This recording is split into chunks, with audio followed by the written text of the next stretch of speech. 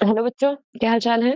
तो आज हमारा नया चैप्टर स्टार्ट हो रहा है, नई यूनिट स्टार्ट हो रही है। इकोलॉजी यूनिट है, इसमें आपका फर्स्ट चैप्टर है ऑर्गेनिज्म एंड पॉपुलेशन। तो हम आज इस चैप्टर से स्टार्ट करेंगे। ये जो ऑर्गेनिज्म और पॉपुलेशन है, इसमें मेन दो टॉपिक्स हैं एनसीईआरटी में, ऑर्गेनिज्म एंड इट्स एनवायरनमेंट और पॉपुलेशन। और ऑर्गेनिज्म एंड इट्स एनवायरनमेंट ये आपके सिलेबस से रिमूव हो गया है, ठीक है।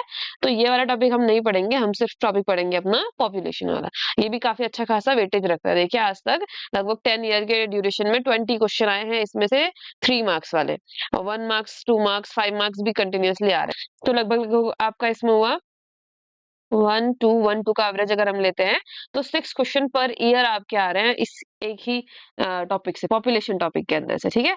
तो इस टॉपिक को थोड़ा अच्छे से देखना है। काफी इजी इजी चीजें हैं, काफी समझने वाली चीजें, कॉन्सेप्चुअल चीजें हैं, बहुत ज्यादा ऐसे डिफिकल्ट चीजें नहीं है।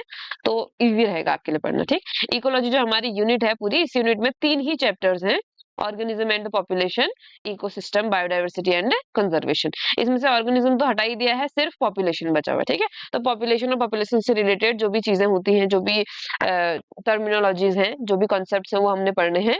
ये थोड़ा सा आपको इंट्रोडक्शन दिया हुआ है इकोलॉजी का, इस इंट्रोडक्शन को आप पढ़ लीजिए। इकोलॉजी का जो चैप्टर है, ये टॉपिक जो है, ये आज से पहले भी आप क्लासेस में पढ़ चुके हैं, 10th में, 9th में, ठीक है। तो इसीलिए ये इजीली हो जाएगा आपका। ये एक रामदेव मिश्रा साइंटिस्ट हैं। हर चैप्टर से पहले कोई ना कोई एक साइंटिस्ट का नाम होता है, और यहाँ पर ये जो नाम है, ये है father of ecology in India. तो इंडिया के में जो इकोलॉजी के फादर हैं वो कौन है? रामदेव मिश्रा हैं। आपने एटलीस्ट नाम याद रखना है कि कौन इंडियन इकोलॉजी के फादर हैं करके, ठीक है। बाकी इनसे रिलेटेड बहुत सारी यहाँ पे डिटेल हुई, कब बर्थ हुआ, कब डेथ हुआ, इनके जो पीएचडी है वो कब थी, या फिर किस किस सेक्टर में इन्होंने काम किया है, तो वो सारी चीजें आ जाएंगी। एक इसमें आपने इंपॉर्टेंट चीजें याद रखनी है कि जो इन ministry of environment and forest है, उसको इन्होंने ही स्टेब्लिश करवाया था, रामदेव मिश्रा ने स्टेब्लिश करवाया था ministry of environment and forest, ठीक है। ओके, अब आता हमारा चैप्टर। कुछ बेसिक डिटेल्स है इस पैराग्राफ में, और फिर पॉपुलेशन टॉपिक स्टार्ट है। देखिए यहाँ सिर्फ पॉपुलेशन टॉपिक है, ऑर्गेनिज्म टॉपिक नहीं है। तो यहाँ पर से स्टार्ट करते हैं हम अपने कुछ बेसिक कॉन्सेप्ट्स के साथ में, ठीक है। Our living world is fascinatingly diverse and amazingly complex. इसका मतलब है कि हमारा जो लिविंग वर्ल्ड है, ये बहुत ही डाइवर्स है। डाइवर्स होने का मतलब है यहाँ बहुत टाइप के क्रिएचर्स, बहुत टाइप के ऑर्गेनिज्म मिलते हैं, बहुत टाइप के बैक्टीरिया हैं, प्लांट्स हैं, फंजाई हैं, एनिमल्स हैं, है ना। तो अलग अलग टाइप के ऑर्गेनिज्म यहाँ मिल रहे हैं, और सब में अलग अलग टाइप की कॉम्प्लेक्सिटी है। किसी की बॉडी बहुत ज्यादा सिंपल है, किसी की बॉडी बहुत कॉम्प्लेक्स है, जो फिजियोलॉजी है वो डिफरेंट है, आपस में जो ऑर्गेनिजम्स का रिलेशनशिप है वो भी बहुत कॉम्प्लिकेटेड है, ठीक है, कॉम्प्लेक्स है।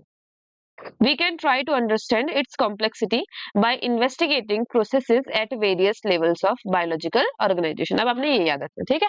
जो ये कॉम्प्लेक्सिटी है, कॉम्प्लेक्सिटी किसके बीच में? ऑर्गेनिजम्स के बीच में। जो कॉम्प्लेक्सिटी है उसको हम लेवल्स ऑफ बायोलॉजिकल ऑर्गेनाइजेशन के अकॉर्डिंग पढ़ सकते हैं। लेवल्स ऑफ बायोलॉजिकल ऑर्गेनाइजेशन कौन कौन से हैं, आपने ये याद रखना है। Levels of biological organisation, level of biological organisation में आपको ऑर्गेनिज्म डिफरेंट डिफरेंट लेवल पे दिखाई देंगे, ठीक है। तो सबसे जो छोटा लेवल है वो है मैक्रोमोलिक्यूल्स। मैक्रोमोलिक्यूल्स का मतलब है प्रोटीन, लिपिड, कार्बोहाइड्रेट, फैट, है ना। इनको हम क्या बोलते हैं? इनको हम मैक्रोमोलिक्यूल्स बोलते हैं। स्मॉल से थोड़ा सा लार्ज साइज मॉलिक्यूल, जो छोटे छोटे एटम से मिलकर के बने हुए, ठीक। तो मैक्रोमोलिक्यूल में कौन आएगा? कार्ब्स आएंगे, प्रोटीन्स आएंगे, लिपिड्स आएंगे, न्यूक्लिक एसिड आएगा, एटसेट्रा। ये मैक्रोमोलिक्यूल्स। मैक्रोमोलिक्यूल्स के मिलने से क्या बनता है? सेल बनता है। तो दूसरा लेवल क्या हो गया हमारा? सेल। सेल्स के मिलने से क्या बनता है? टिश्यू। तो अगला लेवल क्या हो गया हमारा? टिश्यू। टिश्यूज के मिलने से ऑर्गन, ऑर्गन्स के मिलने से ऑर्गेनिज्म। वैसे ऑर्गन्स के मिलने से ऑर्गन सिस्टम बनता है, ऑर्गन सिस्टम के मिलने से ऑर्गेनिज्म बनता है। जब एक ही स्पीसीज के बहुत सारे ऑर्गेनिज्म एक साथ होते हैं तो उसको क्या बोलते हैं हम? पॉपुलेशन बोलते हैं। अब जब अलग अलग स्पीसीज की पॉपुलेशन एक साथ रहने लगती है, जैसे मान लो ह्यूमंस भी रह रहे हैं साथ में, प्लांट्स भी हैं, कुछ एनिमल्स भी पाल रखे हैं, कुछ क्रॉप्स भी हैं, तो जब अलग अलग स्पीसीज के लोग एक साथ रहने लगते हैं तो फिर उसको हम क्या बोलते हैं? कम्युनिटी। कम्युनिटी में अलग अलग स्पीसीज की पॉपुलेशन आती है, पॉपुलेशन से मिलकर कम्युनिटी बनेगा, ठीक है। कम्युनिटी से मिल करके बनेगा हमारा इकोसिस्टम। इकोसिस्टम मतलब जब अलग-अलग कम्युनिटीज एक साथ इंटरैक्ट करके एक दूसरे के साथ में रिलेशनशिप शो करती है, एक साथ इंटरैक्ट करके रहती हैं, तो उसको हम क्या बोलते हैं? इकोसिस्टम। जैसे जैसे हम बोलते हैं एक्वेटिक इकोसिस्टम, फॉरेस्ट इकोसिस्टम, है ना? Pond ecosystem. तो वहां पर अलग-अलग स्पीसीज की अलग-अलग कम्युनिटीज बनी हुई हैं, वो कम्युनिटीज आपस में क्या कर रही हैं? इंटरैक्ट कर रही हैं, ठीक। अब लास्ट में जब बहुत सारे इकोसिस्टम एक साथ मिलते हैं, तो इसको फिर हम क्या बोलते हैं? बायोम। ठीक। तो ये है हमारा लेवल ऑफ ऑर्गेनाइजेशन। इसमें ये ऑर्गन सिस्टम ऑर्गन लेवल तक का है। ऑर्गन सिस्टम लिख देते हैं यहाँ पर। ऑर्गन सिस्टम लेवल तक का हम ऑलरेडी पढ़ चुके हैं प्रीवियस क्लासेस में अपनी। अब इस बार हम लोगों ने ऑर्गेनिज्म भी वैसे हम लोगों ने पढ़ लिया है। जब हम क्लास 11th में क्लासिफिकेशन पढ़ते हैं तो ऑर्गेनिज्म भी आ जाता है। तो यहाँ पर मेजरली हमने पॉपुलेशन, कम्युनिटी, इकोसिस्टम और बायोम्स के बारे में पढ़ना है। उसमें से भी मेजरली हमको पढ़ना है पॉपुलेशन के बारे में। ठीक है। तो ये क्या है हमारा? ये है डिफरेंट लेवल ऑफ ऑर्गेनाइजेशन। ठीक। ओके, तो आगे देखते हैं। देखिए क्या बोल रहा है? लेवल ऑफ ऑर्गेनाइजेशन कौन कौन से हैं? Macromolecules, cells, tissues, organ, individual organism, population, communities, ecosystem and biomes. ठीक। At any level of biological organization we can ask two type of question. हम किसी भी लेवल पे जाए तो हम दो टाइप के क्वेश्चन पूछ सकते हैं। ठीक है। चाहे हम टिश्यू के लेवल पे जाए, चाहे सेल के लेवल पे जाए, चाहे ऑर्गन, चाहे इंडिविजुअल, चाहे पॉपुलेशन। ठीक। तो हम दो टाइप के क्वेश्चन पूछ सकते हैं। जैसे एक एग्जाम्पल दिया हुआ है कि जब हम बुलबुल की सिंगिंग सुनते हैं, बुलबुल गाना गाती है मॉर्निंग में, तो जब हम उसकी आवाज सुनते हैं तो हमारे दिमाग में दो टाइप के क्वेश्चन आ सकते हैं। एक तो ये है कि हाउ डज द बर्ड सिंग? जो बर्ड है वो गाना गाती कैसे है? तो इसके पीछे क्या होगा? क्या प्रोसेस है, क्या मैकेनिज्म है, वो चीज हम, फिजियोलॉजी क्या है इसके पीछे, वो चीज हम समझने की कोशिश करेंगे। और दूसरा है व्हाई डज द बर्ड सिंग? कि बर्ड्स गाना गा क्यों रही है? तो उसमें उसकी रिक्वायरमेंट है कि उसने अपनी स्पीसीज के बाकी लोगों के साथ में क्या करना है? कम्युनिकेट करना है। तो हम दो टाइप के क्वेश्चन पूछ सकते हैं। और दो टाइप में भी बहुत सारी वेराइटीज हम क्वेश्चंस की बना सकते हैं। तो एक क्वेश्चन कैसे है? हाउ टाइप के, जिसमें हमसे पूछा जा रहा है कि मैकेनिज्म क्या है, किसी भी प्रोसेस के पीछे कौन सी मैकेनिज्म है, the mechanism behind the process. While the why type question, जो वाई टाइप के क्वेश्चंस हैं, उनमें होता है सिग्निफिकेंस, यानी कि क्या रिक्वायरमेंट है, जो प्रोसेस है उस प्रोसेस को करना ही क्यों है, उसकी क्या रिक्वायरमेंट है। तो ऐसे दो टाइप के हम क्वेश्चन पूछ सकते हैं अगर हम किसी भी अपनी सराउंडिंग को देखते हैं साइंटिफिक व्यू रख करके। ठीक है। For the first question in our example the answer might be in the terms of operation of the voice box and the vibrating bone in birds. जो फर्स्ट है यानी कि बर्ड गाना कैसे गाती है, how does the bird sing, तो उसका आंसर हो सकता है कि देखो, जो बर्ड्स का वॉइस बॉक्स है उसकी कुछ स्पेशल ऑर्गेनाइजेशन है, उसका कुछ स्पेशल काम करने का तरीका, ऑपरेशन करने का तरीका है। बॉडी की जो बोन्स है उनकी जो वाइब्रेशन है उसकी वजह से साउंड प्रोड्यूस होती है ना। तो फर्स्ट क्वेश्चन में कैसे वॉइस बॉक्स काम करता है और बॉडी में वाइब्रेशंस की वजह से साउंड कैसे प्रोड्यूस होती है, ये क्वेश्चन बन सकता है। और जो हमारा दूसरा क्वेश्चन है वाई टाइप का, कि पूछ रहा है कि क्या रिक्वायरमेंट है, तो वहां पर हम बोल सकते हैं कि जो बर्ड है उसकी रिक्वायरमेंट है कम्युनिकेट करना। किसके साथ में कम्युनिकेट करना? अपनी स्पीसीज के बाकी लोगों के साथ में, या फिर किसी दूसरी स्पीसीज के ऑर्गेनिजम्स के साथ में। ठीक है। उनके साथ कम्युनिकेट करना है with its mate during breeding season. इनके मेट्स के बीच में ब्रीडिंग सीजन में कैसे कम्युनिकेट कर, क्या कम्युनिकेट करने की रिक्वायरमेंट जो है उसके लिए वो क्या करेंगी? साउंड प्रोड्यूस करेंगे, सिंगिंग करेंगे। ठीक है।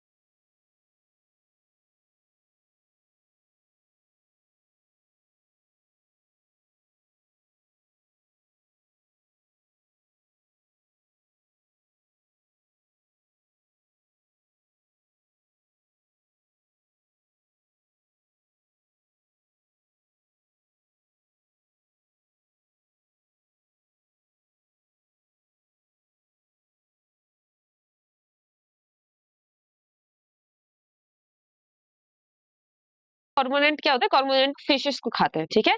तो जिस भी रीजन में रहेंगे, तो वेटलैंड एरिया में रह रहे हैं, तो वहां पर पानी के अंदर में जो भी फिशेस होंगे उनको पकड़ पकड़ करके खाएंगे, ठीक है। एक तो ये हो गया एग्जाम्पल कॉर्मोरेंट, ठीक है। दूसरा, इसको जल काग बोलते हैं, हिंदी में ना जल काग बोलते हैं, यानी कि पानी का कौवा। The rat in abundant dwelling, जो छोड़े हुए घर होते हैं, अबंडेंट ड्वेलिंग्स होती हैं, उनमें जो चूहे हैं, रैट्स हैं। या teakwood trees in the forest track, जो जंगलों का रास्ता होता है उसमें किनारे किनारे टीकवुड की ट्रीज होती है ना, तो टीकवुड ट्रीज। या फिर किसी कल्चर प्लेट में हमने जो बैक्टीरिया को ग्रो करवाया है, वो bacteria in a culture plate. या फिर lotus plant in a pond, ये सब क्या है, एग्जाम्पल ऑफ पॉपुलेशन है, ठीक है। तो पॉपुलेशन के एग्जाम्पल है cormorant in wetland, rate in abundant dwelling, teakwood trees in forest tracks, bacteria in culture plate, lotus plant in pond. ये सब क्या है, एग्जाम्पल ऑफ पॉपुलेशन। इसके अलावा भी आप जो आपको मन में एग्जाम्पल आए, कोई भी एक स्पीसीज पकड़ लो, उसकी लगभग ज्योग्राफिकल रीजन जहां भी वो रहते हैं, उस ज्योग्राफिकल रीजन को लो और पॉपुलेशन आपकी बन जाएगी, ठीक है। In earlier chapters you have learned that although an individual organism is the one that has to cope with changed environment, it is at the population level that natural selection operates to evolve the desired trait। इसका मतलब क्या है, देखिए, इससे पहले जो हमारा एक इवोल्यूशन चैप्टर है, इवोल्यूशन चैप्टर के अंदर में इस बारे में बताया गया है कि जो इंडिविजुअल होता है उसको किस किस कंडीशंस को क्रॉस करना पड़ता है। कोई भी ऑर्गेनिज्म को कुछ कुछ फिजिकल स्ट्रेसेस होते हैं, कुछ कुछ फिजिकल एडवर्सिटीज होती हैं, एनवायरनमेंट में चेंज आता है, जिससे उस ऑर्गेनिज्म को क्या करना पड़ता है, कोप अप करना पड़ता है, यानी कि उसको हैंडल करना पड़ता है, स्ट्रेस को झेलना पड़ता है। लेकिन जब बात पॉपुलेशन की आती है, तो पॉपुलेशन में ये जो स्ट्रेस होते हैं, ये जो चेंज एनवायरनमेंट होता है, ये नेचुरल सिलेक्शन की तरह काम करता है, ताकि डिजायर्ड ट्रेट को हम क्या कर सके, इवॉल्व कर सके। इसका एक एग्जांपल हमारा बर्ड्स के अंदर में मिलता है कि जो बर्ड्स होती हैं वो अपने वो माइग्रेट करती हैं, तो माइग्रेट करने में उनका एनवायरनमेंट भी चेंज हो रहा है, फिजिकल एक्टिविटी भी बहुत ज्यादा हो रही है। तो जो बर्ड माइग्रेट करने के लिए कैपेबल है, जिसकी बॉडी फिजिकली फिट है, जो उस चेंज्ड वेदर को झेल सकती है, यानी कि उसके ट्रेट क्या होंगे, अच्छे होंगे। और जो कंडीशंस को नहीं झेल सकती है, एडवर्सिटीज को जो नहीं झेल सकती है, यानी कि वो क्या, वो थोड़ी सी वीक ऑर्गेनिज्म है। तो जो वीक ऑर्गेनिज्म है उसको नेचर सेलेक्ट नहीं करती। नेचर किसको सेलेक्ट करती है, जो ज्यादा फिट है, सर्वाइवल ऑफ द फिटेस्ट बोला जाता है, ठीक है। तो वही कॉन्सेप्ट पॉपुलेशन पे लगता है कि जब पॉपुलेशन किसी एडवर्स कंडीशन से जाती है, तो नेचुरल सिलेक्शन वाला कॉन्सेप्ट चलता है, ठीक। एट जो ऑर्गेनिज्म लेवल है, ऑर्गेनिज्म लेवल में एनवायरमेंटल चेंज को फेस करना पड़ता है, और पॉपुलेशन लेवल पर नेचुरल सिलेक्शन एक इवोल्यूशन के लिए एक रॉ मटेरियल की तरह काम करता है, ठीक है, डिजायर्ड ट्रेट को इवॉल्व करने के लिए। Okay, population ecology is therefore an important area because it link, देखो पॉपुलेशन इकोलॉजी में क्या क्या चीजें लिंक हो रही है, देखना, ecology to population genetics and evolution. तो क्या क्या लिंक हो रहा है, इकोलॉजी लिंक हो रही है, पॉपुलेशन की जेनेटिक्स लिंक हो रही है, और इवोल्यूशन लिंक हो रहा है। जेनेटिक्स और इवोल्यूशन में आप लोगों ने बॉटलनेक इफेक्ट ये पढ़ रखे हैं ऑलरेडी इवोल्यूशन चैप्टर में, तो वही सारे इफेक्ट यहाँ पर भी लगते हैं, जिससे जो स्पीसीज होती है वो इवॉल्व करती है ना। जेनेटिक्स के अकॉर्डिंग जिसके भी ट्रेड ज्यादा अच्छे होंगे वो इवॉल्व करेगा। तो ये तीन कॉन्सेप्ट पॉपुलेशन इकोलॉजी में मर्ज होकर के एक साथ स्टडी किए जाते हैं, ठीक। पॉपुलेशन है सर्टेन एट्रीब्यूट्स, तो पॉपुलेशन के कौन कौन से एट्रीब्यूट है वो आ गया, अभी तक तो बेसिक नॉर्मल इंट्रोडक्शन था। अब पॉपुलेशन के कौन कौन से एट्रीब्यूट्स हैं वो देखते हैं। देखो, पॉपुलेशन के एट्रीब्यूट्स हैं बर्थ रेट और डेथ रेट। इसके अलावा है इमिग्रेशन और एमिग्रेशन, ठीक है।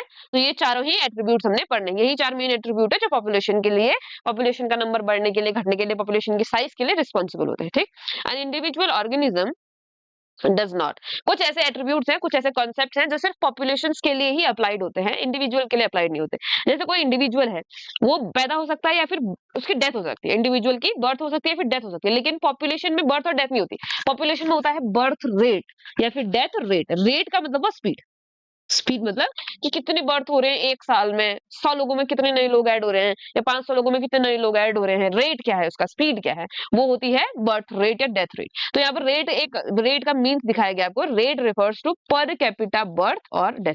पर कैपिटा मतलब पर इंडिविजुअल कितनी बर्थ हो रही है, कितनी डेथ हो रही है, ठीक है, हर इंडिविजुअल के अकॉर्डिंग कितनी बर्थ या डेथ हो रही है। The rate hence express the change in number, rate क्या एक्सप्रेस करता है, change in number with respect to the member of population. किसी पॉपुलेशन में मान लीजिए 1000 लोग हैं, है ना, और एक साल के अंदर इसमें 20% और ऐड हो गए, तो 1000 लोगों की पॉपुलेशन में कितने ऐड हुए, 20 ऐड हुए। तो यहाँ पर इनका बर्थ रेट क्या होगा, 20/1000, 1000 लोगों में 20% ऐड हुए, तो क्या हुआ, इंडिविजुअल पर कैपिटा, हर इंसान के अकॉर्डिंग कितना हुआ, फिर ये कैंसिल हो जाएगा, आंसर आएगा 0.02। तो यहाँ पर बर्थ रेट क्या हो गया, 0.02 per year, per capita per year बोला जाएगा यहाँ पर ईयर का मतलब है कि एक साल में इतने लोग पैदा हुए हैं, कितने लोगों में, 1000 लोगों में। 20% पैदा, ठीक है। तो ये बर्थ रेट डिफाइन कर रहा है हेयर, यानी कि 1000 में 20 बढ़े हैं तो एक में कितना बढ़ा, एक में 0.02 बढ़ा, एक इंसान के लिए 0.02 बढ़ा। या फिर मान लीजिए किसी पॉपुलेशन में 1000 लोग हैं और एक साल में 1000 लोग और पैदा हो गए इस पॉपुलेशन में, तो अब बर्थ रेट क्या हो जाएगा, 1000 अपॉन 1000, यानी कि कैंसिल, यानी कि हर इंसान पे एक इंसान बढ़ा है, तो यानी कि अब पॉपुलेशन क्या हो गई है, डबल हो गई है। पहले 100 थे तो अब 200 हो गए हैं, पहले 1000 थे तो अब टोटल कितने हो गए हैं, 2000 हो गए हैं, यानी कि 1000 ऐड हुए, कितने चेंज हुए वो रखना है आपने ऊपर, ठीक है। तो अब यहाँ पर मैं नीचे एक एग्जांपल ऑफ फॉर्मूले के अकॉर्डिंग आपको दिखाया गया, देखिए हेयर इज एन एग्जांपल, एक एग्जांपल है। In a pond there were 20 lotus plant last year, एक पॉन्ड है जिसमें पिछले साल कितने प्लांट्स थे, 20 प्लांट्स थे। अब इस साल उसमें प्लांट्स के नंबर में कुछ इंक्रीज हुआ है, ठीक है। And through reproduction 8 new plants are added, पहले 20 प्लांट्स थे और अब कितने नए प्लांट्स ऐड हो गए हैं, 8 नए प्लांट्स ऐड हो गए, तो अब टोटल कितने हो गए, टोटल हो गए 28 प्लांट्स। करंट पॉपुलेशन क्या हो गई, 28 प्लांट्स हो गई, ठीक है। ओके, तो पहले थे हमारे पास में 20%, अब 8 ऐड हो गए तो कितना हो गया, टोटल 28 हो गया। बर्थ रेट हमने कैलकुलेट करना है, तो पहले कितने थे, 20 थे, अब कितने हो गए 28, तो चेंज कितना आया, 28 माइनस 20, और पहले टोटल कितने थे 20, तो क्या आया 8 अपॉन 20, आंसर आया 0.4। तो हमारे पास में यहाँ पर बर्थ रेट क्या आएगा, 0.4 हमारा बर्थ रेट हुआ। ये तो तब है जब हमको नहीं दिया हो चेंज कितना है, चेंज हमें पता है ऑलरेडी 8 नए हुए हैं तो हम डायरेक्टली इसको भी यूज कर सकते हैं, ठीक है। तो हमारे पास में क्या है, करंट 28 टोटल पॉपुलेशन हो गई है, we calculate the birth rate a as 8 upon 20, यानी कि change upon total previous total is equal to 0.4 offspring per lotus per year, यानी कि एक लोटस प्लांट ने एक साल में 0.4 लोटस प्लांट को ग्रो करवाया है। If 4 individual in a laboratory population of 40 fruit fly dies during a specific time interval say a week, क्या बोल रहा है, दूसरा एग्जांपल ये है कि एक कोई लेबोरेटरी है जिसमें इनिशियली कितनी फ्रूट फ्लाइज थी, 40 फ्रूट फ्लाइज थी, इसमें से एक वीक में, कुछ भी टाइम इंटरवल ले सकते हैं, यहाँ पर हमने 1 वीक लिया है, तो 1 वीक में 4 फ्रूट फ्लाइज मर गई, तो अब कितनी बची 0.1, तो 0.1 क्या आया, डेथ रेट, 4 मर गई तो कितनी बची, 36 बची। डेथ रेट क्या आया, change upon initial total, initially कितने थे उसको अपॉन में रखना है, ठीक है। तो यहाँ पर हमारा डेथ रेट क्या आया, 4 अपॉन 40, यानी कि 0.1 इंडिविजुअल पर फ्रूट फ्लाई पर वीक, यानी कि हर वीक फ्रूट फ्लाईज में से, एक फ्रूट फ्लाई में से 0.1% क्या हो रहे हैं, डेथ हो जा रही है उनकी, ठीक है। अब यहाँ पर हम एक में से तो 0.1 नहीं मार सकते हैं, तो हम उसको 10 में से 1 मर गए या फिर 100 में से 10 की डेथ हो गई, तो इस तरीके से हम उसको ले सकते हैं, ये रेट है, ठीक है। हम इसको परसेंटेज में भी कैलकुलेट कर सकते हैं। Another attribute characteristic of a population is sex ratio, तो एक तो हो गया death rate, birth rate, population के एट्रीब्यूट्स लिखते हैं यहाँ पर, ठीक है, डेथ रेट या फिर बर्थ रेट, दोनों का फॉर्मूला क्या है, चेंज अपॉन इनिशियल टोटल, ठीक है। अगला है हमारा सेक्स रेशियो। सेक्स रेशियो का मतलब है कि किसी भी पॉपुलेशन में एक साल में या किसी भी टाइम ड्यूरेशन में किसी पर्टिकुलर एरा में कितने मेल्स हैं और कितने फीमेल इंडिविजुअल्स हैं, तो उसको हम क्या बोलेंगे, सेक्स रेशियो, मेल और फीमेल का रेशियो, उसको हम क्या बोलेंगे, सेक्स रेशियो बोलेंगे, ठीक है। An individual is either a male और अ फीमेल, जो इंडिविजुअल होता है वो या तो मेल हो सकता है तो फीमेल हो सकता है, लेकिन पॉपुलेशन मेल फीमेल नहीं हो सकती। पॉपुलेशन में क्या होता है, सेक्स रेशियो होता है। जैसे एक एग्जांपल है कि कहीं पर 60% फीमेल है और 40% मेल है, तो यहाँ पर रेशियो क्या हो जाएगा, 60:40, यानी क्या आएगा 3:2, ये हो गया पॉपुलेशन में sex ratio of female and male, ठीक है। The population at any given time is composed of individual of different ages, जो पॉपुलेशन होती है किसी भी एरिया की, वहां पे किसी पर्टिकुलर टाइम ड्यूरेशन में ना पर्टिकुलर एज के कुछ लोग होते हैं, कुछ इंडिविजुअल होते हैं ऑफ पर्टिकुलर एज ड्यूरेशन, एक एज की रेंज के लोग होते हैं। जैसे कुछ लोग ऐसे हैं हमारी पॉपुलेशन में ही, कुछ बच्चे हैं जो 20 से कम के हैं, कुछ ऐसे हैं जो 20 से 40 के बीच में हैं, और कुछ लोग ऐसे हैं जो 40 से 60 या 40 से 80 के बीच में है। तो जो ग्रुप्स, जो इंडिविजुअल्स होते हैं वो अलग अलग एजेस के हो सकते हैं, अलग अलग एज ग्रुप के हो सकते हैं, ठीक है। लेकिन पॉपुलेशन के मामले में हम क्या करते हैं, इसी एज ग्रुप को डिवाइड कर देते हैं कि किसी पॉपुलेशन में, मान लीजिए किसी पॉपुलेशन में 100 लोग हैं, है ना, 100 लोग में से 30 लोग हैं 20 से कम एज वाले, 30 पीपल क्या हैं 20 से कम एज वाले हैं, 50 पीपल हैं 20 से लेकर के 40 के बीच में, और 20% हैं 40 से अपर वाले, कुछ हैं 20 से कम वाले और कुछ हैं 40 से ज्यादा वाले। तो अब मैं इस डाटा को लेकर के एक पिरामिड टाइप का बनाऊंगी। इस पिरामिड में क्या करूंगी, सबसे नीचे रखूंगी सबसे कम एज वाले, तो 30 लोग हैं 20 से कम वाले। उसके बाद देखो 50 ज्यादा है, यानी कि ये वाला जो कॉलम है ये थोड़ा सा बड़ा बनेगा, तो यहाँ पर कितने लोग हो गए, 50 लोग हो गए जो 20 से 40 के बीच में है। और बहुत ही कम 30 से भी कम 20 लोग ऐसे हैं सिर्फ जो ओल्ड एज वाले हैं। तो ये क्या बना, जो हमने जो ड्राइंग बनाई, जो स्ट्रक्चर हमने बनाया, किसके हिसाब से, एज ग्रुप के हिसाब से। यहाँ पर मेल फीमेल दोनों इंक्लूड कर रहे हैं हमने, ठीक है। तो दोनों जेंडर के कितने लोग 20 से कम वाले हैं, कितने लोग 20 से 40 वाले हैं और कितने 40 से हाई वाले हैं। तो उसके अकॉर्डिंग हमने क्या बनाया, एक ड्राइंग बनाई, चार्ट टाइप का बनाया, और उसको हमने बोला एज पिरामिड। इसको हम क्या बोलते हैं, एज पिरामिड बोलते हैं। ऐसे हम अलग अलग चीज के पिरामिड बना सकते हैं। सबसे पहले हम कौन सा पढ़ रहे हैं, सबसे पहले हम पढ़ रहे हैं एज पिरामिड। ये किसके बेसिस पर है, ये है पॉपुलेशन में लोगों की एज के बेसिस पे, ठीक है। तो if the age distribution percent individual of a given age और एज ग्रुप, किसी पॉपुलेशन में किसी स्पेसिफिक एज या एज ग्रुप के कितने परसेंट लोग हैं, उसके हिसाब से हम एक ड्राइंग प्लॉट करें, plotted for a population. Age distribution को हम प्लॉट कर रहे हैं किसी पॉपुलेशन के लिए, the resulting structure is called age pyramid. तो जो स्ट्रक्चर बनेगा उसको हम क्या बोलते हैं, एज पिरामिड बोलते हैं। फॉर ह्यूमन पॉपुलेशन, अब देखिए जो एज पिरामिड है ये अलग अलग टाइप का हो सकता है, ठीक है। ह्यूमन पॉपुलेशन के लिए age pyramid generally shows the age pyramid of male and female in a diagram. जो हम ह्यूमंस के लिए एज पिरामिड बनाते हैं उसमें हम मेल और फीमेल को लेकर के, साथ में लेकर के बनाते हैं, ठीक है। The shape of pyramid reflect the growth status of the population. तो जो एज पिरामिड है वो किसी भी पॉपुलेशन के ग्रोथ को बताती है। देखो सेक्स रेशियो के बाद अगला क्या है, एज पिरामिड। तो जो एज पिरामिड है वो बताते हैं कि कोई पॉपुलेशन किस तरीके की, कोई पॉपुलेशन ग्रोइंग है, यानी कि आगे आने वाले समय में इस पॉपुलेशन का साइज और बड़ा होगा, या कोई पॉपुलेशन स्टेबल है कि इसका साइज ज्यादा बढ़ेगा भी नहीं और ज्यादा घटेगा भी नहीं, या फिर कोई पॉपुलेशन ऐसे जिसका साइज डिक्लाइन होने वाला है, घटने वाला है, आगे जाकर के इनका साइज क्या होने वाला है, रिड्यूस होने वाला है। वो हमें एज पिरामिड को देख करके ही पता लग सकता है। जैसे अब हम यहाँ पर देखते हैं, जो हमने एज बोली थी, हमने क्या बोला, 20 से कम वाले, 20 से कम वाले, 20 से कम वालों को हमने किसमें रख दिया, प्री रिप्रोडक्टिव। हालांकि हम इसमें कौन से वाले रखेंगे, प्री रिप्रोडक्टिव में कौन से वाले रखते हैं हम, प्यूबर्टी से पहले वाले। तो इसमें कौन से आने चाहिए, बिफोर प्यूबर्टी आने चाहिए। कौन आएंगे, बिफोर प्यूबर्टी।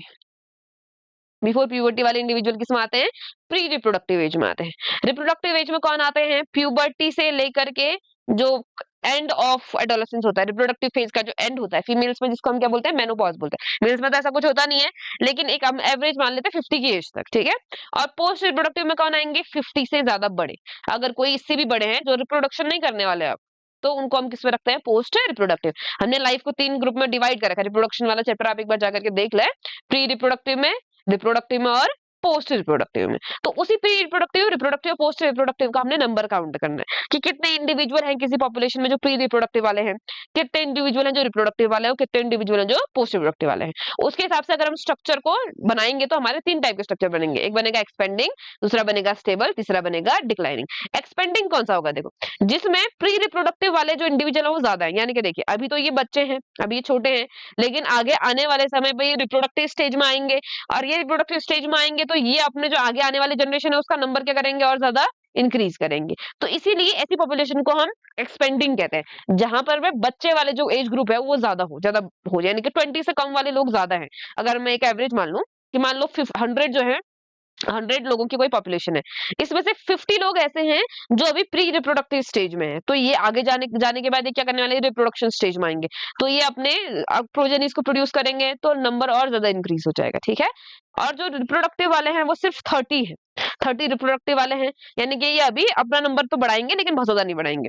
और जो हमारे पास में पोस्ट रिप्रोडक्टिव वाले हैं, पोस्ट रिप्रोडक्टिव वाले सिर्फ 20 ही है, यानी कि इन्होंने पॉपुलेशन थोड़ी थोड़ी बढ़ा दी थी, अभी और पॉपुलेशन बढ़ा रहे हैं, आने वाले और ज्यादा पॉपुलेशन बढ़ाएंगे। जितना ज्यादा प्री रिप्रोडक्टिव, जितना ज्यादा रिप्रोडक्टिव प्री रिप्रोडक्टिव होगा, वो जो पॉपुलेशन है उसका नंबर उतना ही ज्यादा बढ़ता जाएगा, ठीक है। तो अगर प्री रिप्रोडक्टिव वाला ज्यादा है, यानी कि ये पॉपुलेशन कैसी है, एक्सपेंडिंग है। अब यहाँ पर देखते हैं दूसरे वाले में, देखो रिप्रोडक्टिव और प्री रिप्रोडक्टिव लगभग बराबर है।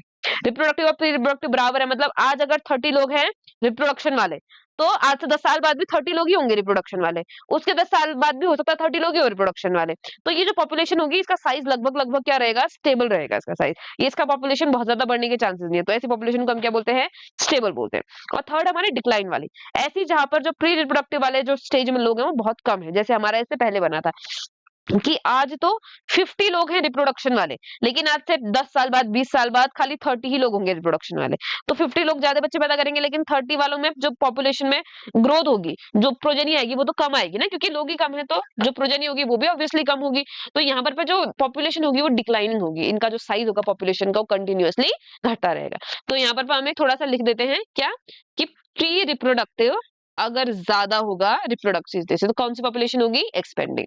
अगर प्री रिप्रोडक्टिव बराबर होगा रिप्रोडक्टिव का, तो कैसी पॉपुलेशन होगी, स्टेबल। और अगर प्री रिप्रोडक्टिव कम होगा रिप्रोडक्टिव से, तो कैसी पॉपुलेशन बनेगी, डिक्लाइन पॉपुलेशन बनेगी हमारी। ठीक है, आइए आगे को बढ़ते हैं, चलिए। The size of population tells us a lot about its status in the habitat। जो पॉपुलेशन का साइज है वो बहुत चीजें बताता है कि जो हैबिटेट में उनकी लिविंग कंडीशंस कैसी हैं। अगर लोग कम है, इसका मतलब रिसोर्सेज बहुत ज्यादा है। ठीक है, अगर लोग मीडियम मीडियम साइज के हैं, बहुत पॉपुलेशन छोटी भी नहीं बड़ी भी नहीं, यानी कि जो रिसोर्सेज है वो ठीक सिर्फ काम चलाने के जितने हैं। अगर पॉपुलेशन बहुत ज्यादा है किसी भी हैबिटेट में, यानी कि वहां पर जो रिसोर्सेज है वो कम हो रहे हैं, तो अभी कॉम्पिटिशन बहुत बढ़ने वाला है स्पीसीज के बीच में। ठीक है, whatever ecological process we wish to investigate in a population, be it the outcome of competition with another species। देखिए, हम कुछ कुछ चीजों को किसी पॉपुलेशन में कुछ चीजों को पढ़ना चाहते हैं, जैसे किसी चीज को पढ़ना चाहते हैं कि बाकी स्पीसीज के साथ उस पॉपुलेशन का क्या कंपटीशन चल रहा है, हम इस एट्रीब्यूट को स्टडी करना चाहते हैं। या फिर the impact of a predator और the effect of parasite application, कोई प्रीडेटर है उसका क्या इफेक्ट है पॉपुलेशन पे, या फिर कोई पैरासाइट लग गया है किसी पॉपुलेशन में, तो उसका क्या इफेक्ट होने वाला है पॉपुलेशन में। We always evaluate them in the term of any change in population size, यानी कि अगर कंपटीशन ज्यादा है तो पॉपुलेशन का साइज घटेगा, अगर प्रीडेटर का जो अटैक हो बहुत ज्यादा है तो पॉपुलेशन का साइज घटेगा, अगर जो पैरासाइट है उसने अटैक कर दिया है तो पॉपुलेशन का साइज क्या होगा, घटेगा। तो पॉपुलेशन का साइज के साथ क्या हो रहा है, बढ़ रहा है कि पॉपुलेशन का साइज घट रहा है, हम उसके अकॉर्डिंग क्या करते हैं, उसके अकॉर्डिंग इन टर्म्स को स्टडी करते हैं। ठीक है, the size in nature could be as low as less than 10, यानी कि जो पॉपुलेशन है उसका साइज 10 से भी कम हो सकता है। इसका एग्जांपल क्या है, Siberian cranes at Bharatpur wetland in any year. किसी भी ईयर में जो भरतपुर रीजन में है, भरतपुर वेटलैंड में जो साइबेरियन क्रेन्स हैं, उनका नंबर लगभग 10 से कम ही रहता है। ठीक है, या फिर बहुत बड़ी भी हो सकती है, जैसे Chlamydomonas in a pond, millions तक उनका नंबर हो सकता है ना। तो पॉपुलेशन बहुत बड़ी भी हो सकती है और बहुत ही छोटी भी हो सकती है। Population size technically called population density, population size को जनरली, क्योंकि हम हैबिटेट के रिस्पेक्टिव में ले रहे हैं, यानी कि लोकेशन, इतनी लोकेशन है तो इतनी लोकेशन में पॉपुलेशन ज्यादा होगी, पॉपुलेशन का साइज बड़ा होगा तो डेंसिटी ज्यादा, अगर पॉपुलेशन का साइज छोटा होगा तो डेंसिटी कम। तो हम पॉपुलेशन साइज को पॉपुलेशन डेंसिटी के टर्म्स में भी ले सकते हैं अकॉर्डिंग टू हैबिटेट। हैबिटेट अगर हम लोकलाइज्ड कर दे रहे हैं तब। ठीक है, पॉपुलेशन डेंसिटी को किससे शो करेंगे, एन से शो करेंगे। Need not necessarily be measured in numbers only, तो जो पॉपुलेशन डेंसिटी है वो हमेशा नंबर्स में मेजर करी जाए ऐसा जरूरी नहीं है। ठीक है, क्योंकि कई बार हम नंबर्स को नहीं गिन सकते। मान लीजिए कोई हमने ऐसे कल्चर डिश ली है, कल्चर जिसमें हमने बैक्टीरिया को ग्रो करवाया है, तो बैक्टीरिया को अगर हम ग्रो करवाते हैं, मान लीजिए हमने उसको 30 डेज के लिए छोड़ दिया, 30 डेज में तो इनकी कॉलोनी बिलियन ट्रिलियन से ऊपर चली जाएगी, क्योंकि इनका लाइफ साइकिल बहुत ही छोटा होता है। 30 डेज के छोड़ो, 3 डेज के लिए अगर हम छोड़ देते हैं इनको, तो भी इनका नंबर बहुत ज्यादा बढ़ जाता है। अब हम इतनी छोटी छोटी सेल्स को गिन तो नहीं सकते हैं ना, कि हम एक एक सेल करके गिनेंगे कि इतने सेल है इतने सेंटीमीटर स्क्वायर एरिया में, तब हमें डेंसिटी मिलेगी, ये तो हम नहीं कर सकते हैं। तो हम हमेशा नंबर के बेसिस पर पॉपुलेशन डेंसिटी नहीं निकालते हैं, कभी कभी हम बायोमास के बेसिस पे भी निकाल देते हैं कि देखिए इनका वेट कितना है, वेट नाप लो, तो हमने नाप लिया कि 20 ग्राम पर सेंटीमीटर स्क्वायर, तो ये भी क्या है, ये भी हमारी डेंसिटी आएगी, पॉपुलेशन डेंसिटी आएगी। बस ये नंबर लोगों के नंबर के टर्म में नहीं होगी, बल्कि उसके मास के टर्म में होगी। ठीक है, although total number is generally the most appropriate measure to population density, हालांकि कितने इंडिविजुअल हैं वो सबसे ज्यादा अप्रोप्रिएट मेथड है पॉपुलेशन डेंसिटी निकालने का, लेकिन हर जगह पर ये काम नहीं कर सकता। But it is in some cases either meaningless और डिफिकल्ट टू डिटरमाइन, कुछ चीजों में ये मीनिंगलेस है, क्योंकि जब तक हमने पॉपुलेशन का नंबर गिना तब तक हो सकता है वो पॉपुलेशन का साइज बढ़िया घट गया हो, है ना। हमने इतना टाइम लगा करके ये सारे सेल्स का नंबर गिना और इसमें से कुछ सेल्स ने प्रोड्यूस कर लिया, नंबर और इंक्रीज हो गया, तो मीनिंगलेस है ना हमारा गिनना। हम वो जो डेंसिटी है वो कंटिन्यूसली चेंज होते जाएगी, बढ़ते घटते जाएगी, तो जितनी देर में हम गिनेंगे तब तक तो डेंसिटी चेंज हो जाएगी। या फिर कई बार डिफिकल्टी हो जाती है, सारी सेल्स को गिनना भी क्या है, डिफिकल्ट है। In an area if there are 200 carrot grasses, कोई एरिया है जिसमें 200 कैरेट ग्रास है। कैरेट ग्रास का आपने already reproduction in plants chapter में भी कैरेट ग्रास हमने पढ़ दिया था। इसका नाम क्या है, पार्थिनियम हाइस्टेरोफोरस। ठीक है, पार्थिनियम हिस्टेरोफोरस, ये प्लांट का साइंटिफिक नेम है, याद रखना है, पार्थिनियम भी याद रखेंगे तो चलेगा। ठीक है, पार्थिनियम plant, but only a single huge banyan tree with a large canopy, stating that the population density of banyan is low relatively to that the carrot grass amount to underestimating the enormous role of banyan in that community। इसका मतलब समझा देती हूँ पूरा कि देखिए कई कोई एक जगह है जहां पर 200 कैरेट ग्रास के छोटी छोटी से झाड़ है, छोटे छोटे से घास है, ठीक है। और वहीं पर एक 200 कैरेट ग्रासेस है, 200 कैरेट ग्रासेस है, लेकिन बस एक ही बनियन ट्री है। बनियन ट्री आपको पता बहुत ही ह्यूज होता है बनियन ट्री, है ना। बनियन ट्री में ऐसे ब्रांचिंग भी, क्रॉप रूट्स भी निकलती है ऊपर से जो बनियन ट्री को सपोर्ट देते हैं, तो कई एकड़ में एक ही बनियन ट्री भी फैला हो सकता है। तो अगर मैं आपसे बोलूं कि कैरेट ग्रास की जो पॉपुलेशन डेंसिटी है वो 200 कैरेट ग्रास पर किलोमीटर है, 200 कैरेट ग्रास पर किलोमीटर, कैरेट ग्रास पर किलोमीटर, ये कैरेट की पॉपुलेशन डेंसिटी, कैरेट ग्रास की पॉपुलेशन डेंसिटी है। और ये पे मैं बनियन का बोलूं क्योंकि बनियन ट्री जो है 1 किलोमीटर से भी ज्यादा लंबे रेंज में फैला हो सकता है ना। मैं मान लेती हूँ कि 1 किलोमीटर, तो मैं क्या बोलूं, 1 बनियन ट्री पर किलोमीटर। तो देखिए क्या लग रहा है कि कैरेट ग्रास की तो पॉपुलेशन डेंसिटी बहुत ज्यादा है, बनियन ट्री की पॉपुलेशन डेंसिटी क्या है, बहुत ही कम है। तो हमें ये लगने लगेगा कि बनियन ट्री का जो रोल है कम्युनिटी में वो बहुत ही कम है, जबकि ऐसा है नहीं। कैरेट ग्रास का कोई रोल नहीं है, क्योंकि कैरेट ग्रास भले 200 है लेकिन वो बहुत ही छोटे छोटे से प्लांट्स हैं, ना वो ऑक्सीजन अच्छे से निकाल पा रही है, ना ही वो कोई और कम्युनिटी में ऐसा फैसिलिटी प्रोवाइड कर रही है, कोई और रिसोर्स प्रोवाइड कर रही है, कोई रोल दे रही है फैसिलिटी कम्युनिटी के अंदर में, है ना। लेकिन जो बनियन ट्री है वो भले ही एक ही है, लेकिन उस कम्युनिटी के लिए एक बहुत ही बड़ा रोल है उसका, बहुत सारे एनिमल्स को रहने के लिए घर दे रहा है, फ्रूट दे रहा है, शेल्टर दे रहा है, बहुत लार्ज एरिया को कवर करके बैठा हुआ है। तो ये जो नंबर वाली पॉपुलेशन डेंसिटी कई बार ना हमारे कॉन्सेप्ट को थोड़ा गड़बड़ करा देती है, कि जिसका हमने देखा डेंसिटी ज्यादा है हम मान लेते हैं कि वो ज्यादा इंपॉर्टेंट है, और जिसकी डेंसिटी कम है वो कम इंपॉर्टेंट है, उसका रोल कम है कम्युनिटी में। लेकिन हमेशा ऐसा नहीं होता है। जैसे एग्जाम्पल किसमें, कैरेट ग्रास और बनियन का एग्जाम्पल, ठीक है। In such cases the percent cover of और biomass is more meaningful measure to the population size. अब ऐसी कंडीशन में जब जो ये पॉपुलेशन डेंसिटी है वो थोड़ा सा कंफ्यूजिंग है ना, नंबर के बेसिस पर पॉपुलेशन डेंसिटी थोड़ा सा कंफ्यूजिंग है, तो हम यहाँ पर परसेंट कवर की जो वो प्लांट है या जो भी हम चीज की बात करें, जिस पॉपुलेशन की बात करें, उस पॉपुलेशन ने कितनी जगह घेरी हुई है, परसेंट कवर या फिर बायोमास, यानी कि उसका मास कितना है, उसका वेट कितना है, ये दोनों ही एक मीनिंगफुल मेजर हो सकते हैं, एक यूजफुल हो सकते हैं पॉपुलेशन के साइज या पॉपुलेशन की डेंसिटी को बताने के लिए, ठीक है। Total number is again not an easily adoptable measure if the population is huge. अब कभी कभी हम टोटल नंबर नहीं निकाल पाते क्योंकि पॉपुलेशन क्या होती है, बहुत ही बड़ी होती है, और उसका काउंटिंग इम्पॉसिबल होता है या फिर बहुत ज्यादा टाइम लगता है उसमें काउंटिंग करना, या तो इम्पॉसिबल होगा या फिर उसमें बहुत ही ज्यादा समय लगेगा, टाइम कंज्यूमिंग होगा। तो वहां पर भी हम पॉपुलेशन का जो डेंसिटी है या साइज है वो नंबर के बेस पे नहीं निकाल पाएंगे। जैसे एग्जाम्पल क्या है, dense laboratory culture of bacteria in a petri dish, same ये वाला एग्जाम्पल, पेट्री डिश में अगर बहुत ज्यादा बैक्टीरिया होंगे तो हम उसको गिन नहीं पाएंगे, ठीक है। What is the best measure to report its density. अब ऐसी कंडीशन में जो डेंसिटी है उसको बताने के लिए सबसे अच्छा तरीका क्या है, या तो हम बोल सकते हैं परसेंटेज कवर, कि जो पेट्री डिश है उसका 0.5% कवर है ना, 50% डेंसिटी, 50% कवरेज पर सेंटीमीटर स्क्वायर, या 50% डेंसिटी या 100% डेंसिटी, कवरेज कितना उसके हिसाब से, या फिर हम मास के हिसाब से बता सकते हैं कि कितना मास है किसी एरिया में, है ना, उस हिसाब से भी हम अपना जो ये है डेंसिटी है, पॉपुलेशन की डेंसिटी, उसको निकाल सकते हैं। Sometime for certain ecological investigation there is no need to know the absolute population density. कुछ कुछ चीजों पर हमें एब्सोल्यूट पॉपुलेशन डेंसिटी निकालने की जरूरत ही नहीं होती। कई जगह हम इकोलॉजिकल स्टडीज में एकदम एक्यूरेट पॉपुलेशन डेंसिटी निकालने की हमें जरूरत ही नहीं होती, हमें बस जरूरत होती है कि रिलेटिवली हम बता दें कि मान लीजिए एक पेट्री डिश है, इसमें पूरे में बैक्टीरिया ग्रो कर रखे हैं, इतने में बैक्टीरिया ग्रो कर रहे हैं, और दूसरी बैक्टीरिया डिश है इसमें सिर्फ इतने में बैक्टीरिया ग्रो कर रहे हैं, हम तो क्या बोलेंगे कि इसके कंपैरिजन में 50% ग्रोथ हुई है। तो जरूरत नहीं कि हम एकदम एक्जैक्टली पॉपुलेशन डेंसिटी पता हो, हम कंपैरेटिवली भी तो कर सकते हैं ना। तो यहाँ पर जब हमें एब्सोल्यूट पॉपुलेशन डेंसिटी की जरूरत ना हो तो तब हम किसको यूज करते हैं, तब हम यूज करते हैं रिलेटिव डेंसिटी, जो कि सेम ही वैल्यू रखता है, सेम स्टडी हम कर सकते हैं, serve the purpose equally well. तो सेम पर्पस को हम आराम से कर सकते हैं कंपैरेटिव पॉपुलेशन डेंसिटी के हिसाब से, ठीक है। For instance number of fish caught per trap is a good enough measure of its total population density in the lake. मतलब कि हमने क्या किया, किसी लेक में अपना फिश नेट डाला, ठीक है, फिश नेट डाला और उसमें 20 फिश आई, इसका मतलब उस पॉन्ड में उसके उतनी लगभग इसके कंपैरिजन में साइज देखेंगे हम कि मान लीजिए कि थोड़ा बहुत हमने रीजन में डाला था, 10% रीजन से हमको 20 फिशेज मिल गई, यानी कि टोटल में हमारे पास में 200 फिशेज होंगी अप्रोक्सीमेटली, हमने एस्टिमेट कर लिया, है ना।